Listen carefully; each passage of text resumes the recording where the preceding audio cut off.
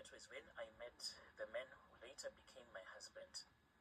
From the moment that we started talking with each other, because we met on a farm here in South Africa, it was obvious that we were like meant for each other.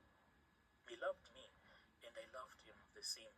So we then started talking, and when we were staying together, like each and every time, our discussions were all about stuff about how we will be able to make money in this foreign land that we were in. We will think about so many business plans that we thought that will give us some money, but each and every business plan that we will have, even though we think that we were going to succeed, but it needed some money so that we can kick off the business. But still, we did not come out with any business that could give us what we called quick money. We did not even want to be in business like for a very long time, not making any profit. We wanted a business that we could like start today, and by the end of the day, we will be filthy rich. This is what we used to do, me and my husband. Since we were working on the farms, so we were not like working at the same farm where we were staying. We had to walk for about 25 minutes or more.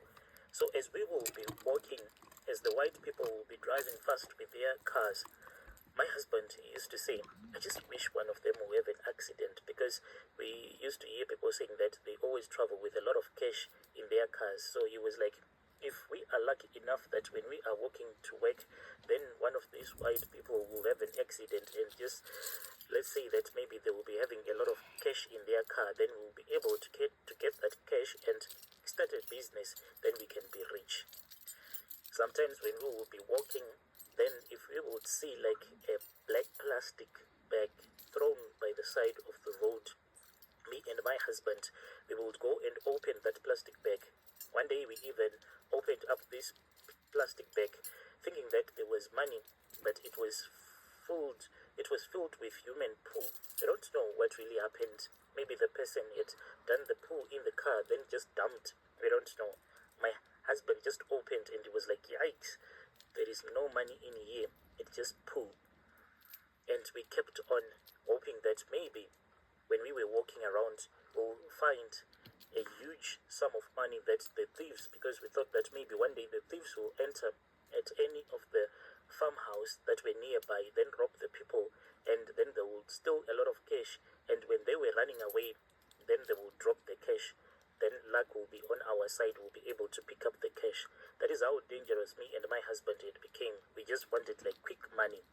We did everything that we were told by a lot of prophets, that if you go and you visit a white garment prophet having the white woman's hair, if you get the strands of her hair, then any white person that you will be working for will be pouring money, giving you a lot of money.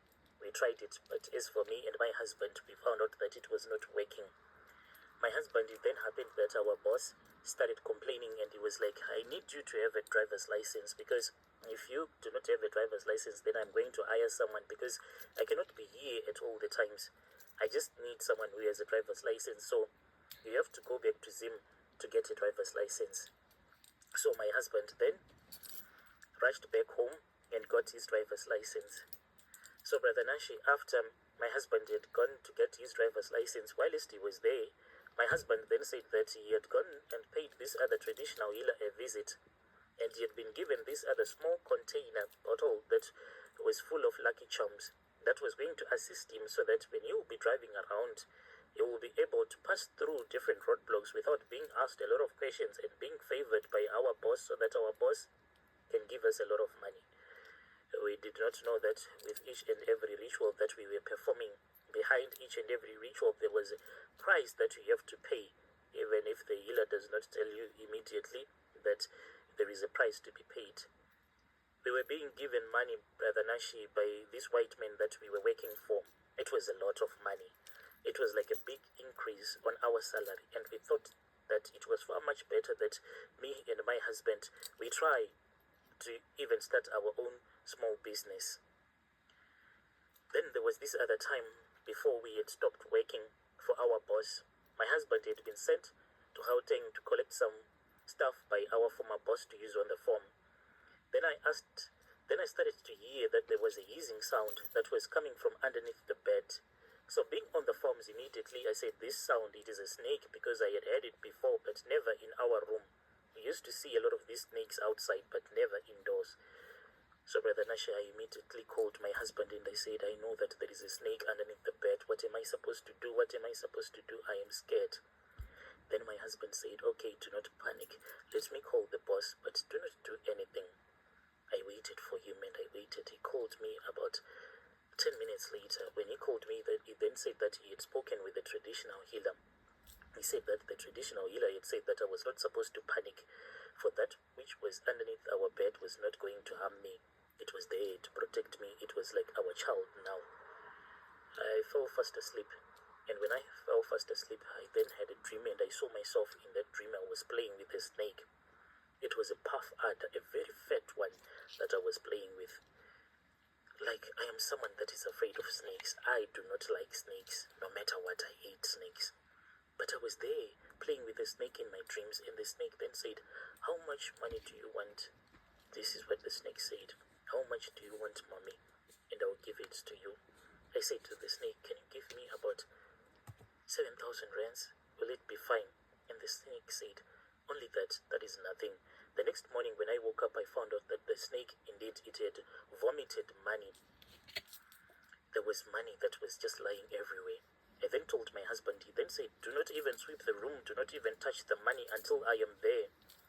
When my husband came, then the traditional healer told us that each and every time that this snake vomits money for us, you have to take like the lowest banknote that it would have vomited. Like at that time, my husband took a 10 rand note, then he wiped his back area using that 10 rand note. So that is what we do each and every time. If it vomits, let's say 200 and 100 rand notes, then you have to take the 100 rand note, then you wipe your back area. At that time, I don't want to lie to you, we thought that finally we had made it in life. It was like the best times of our lives. We were now enjoying life. Our boss was shocked when we told him that we did not want to work on his farm anymore. Because as for me, I told my husband that it was so much better that we ran away from our boss at night. But my husband then said, no, when you have not stolen anything from someone, you do not run away. You tell the person that the reason as to why you do not want to work for them, it is because you are tired of getting paid peanuts. So my husband then spoke with our former boss and told him that you used to give us peanuts, but now we do not want to work for you anymore. That is how we stopped working for our boss and we started staying in the city. When we were staying in the city, it was in a gated community. That was when we had an emergency call from Zim. The traditional healer said, my children, come here. You have to return back home. We then returned and we went straight to his village. We saw that the old man was not okay. He was sick. He said, my children, has this snake of mine given you money? And we said, yes. And he said, it is time for you to return to me what belongs to me. He said that he wanted us to give him the snake back. We refused, Brother Nash. We said, no, with the way that life is right now, we are just getting started. We cannot give you this snake back. Is there anything that you can do for us? We negotiated with him and he said that if we wanted, we had to sacrifice our daughter so that the snake will be able to communicate with us directly. We can have a direct contract with the snake, even if something were to happen. Hey, it was really painful, I don't want to lie. Then we said, is it not possible for us to use my sister's daughter? I had to make that difficult decision of sacrificing my sister's daughter, and it was quite easy. Because ever since my sister had came to South Africa, her daughters were staying at my house. We returned back to the village and we took her and we went with her to the traditional healer's place, and he went with us to the graves where they buried their relatives, and then we stripped her naked. Then there were 15 buckets of cold water. This ritual was done at 3 a.m. in the morning and it was very cold. I felt so sorry for my sister's child, but what had to be done had to be done. That is how we sacrificed her, Brother Nash. This young girl, even though she is not yet passed away, but I feel so sorry for her because of what is happening in her womb. This snake, it has made her womb to become more like its own nest. By the time that she will be growing up, she won't be able to conceive because she will start to develop these fibroids. This is my story, Brother Nash.